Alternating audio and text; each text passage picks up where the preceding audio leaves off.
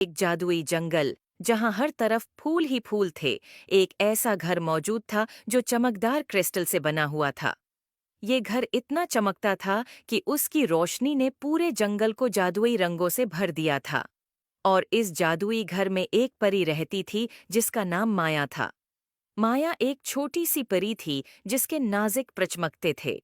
वो क्रिस्टल के घर में रहती थी, जो एक ऐसा जादुई मकाम था जो पूरे जंगल को जादुई जिंदगी से भर देता था। इसके घर की दीवारें चमकदार क्रिस्टल से बनी थीं, जो बाहर की दुनिया की खूबसूरती को मुनाकिस करती थीं, और इस तरह वो एक रोशनी और रंगों का महल मालूम होता था।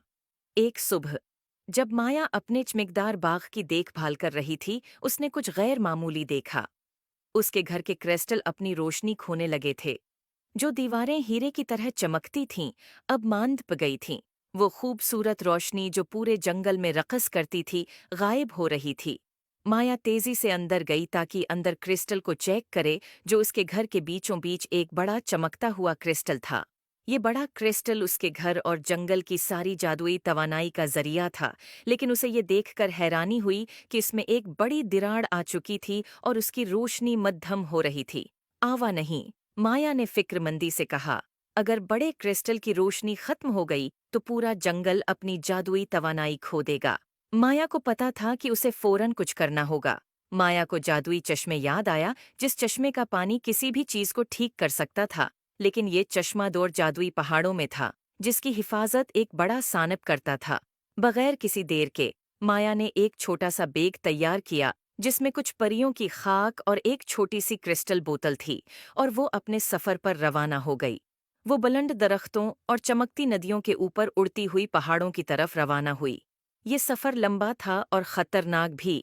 माया को एक घने, धुंधले जंगल से गुजरना पड़ा, जहां कुछ भी देखना मुश्किल था।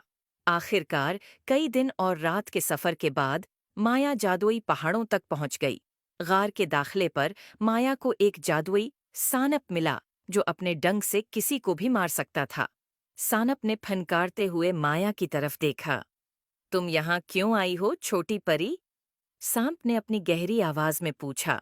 माया ने अपने घर के बड़े क्रिस्टल में दरार के बारे में बताया और कैसे उसकी जादुई तवानाई खत्म हो रही थी और पूरा जंगल खतरे में था। सांप ने कहा, तुम्हारा दिल नेक है और तुम सबकी मदद करना चाहती हो।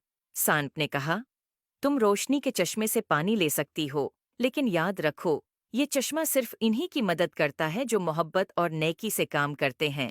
माया ने सांप का शुक्रिया अदा किया और गार के अंदर उड़ गई। अंदर उसने जादुई चश्मा देखा, जिसकी रोशनी ने पूरे गार को रोशन कर दिया था। इसने क्रिस्टल बोतल में जादुई पानी भर लिया और तेजी से वापस अपने घर चली आई। जब माया वापस घर आई तो उसने जादुई पानी को क्रिस्टल पर डाल दिया। जैसे ही पानी क्रिस्टल को छू गया, एक रोशन रोशनी फुट पड़ी, जिसने पूरे घर को भर दिया और रोशनी जंगल में फैल गई। क्रिस्टल की दरार खत्म हो गई और उसकी रोशनी पहले से ज्यादा रोशन हो गई।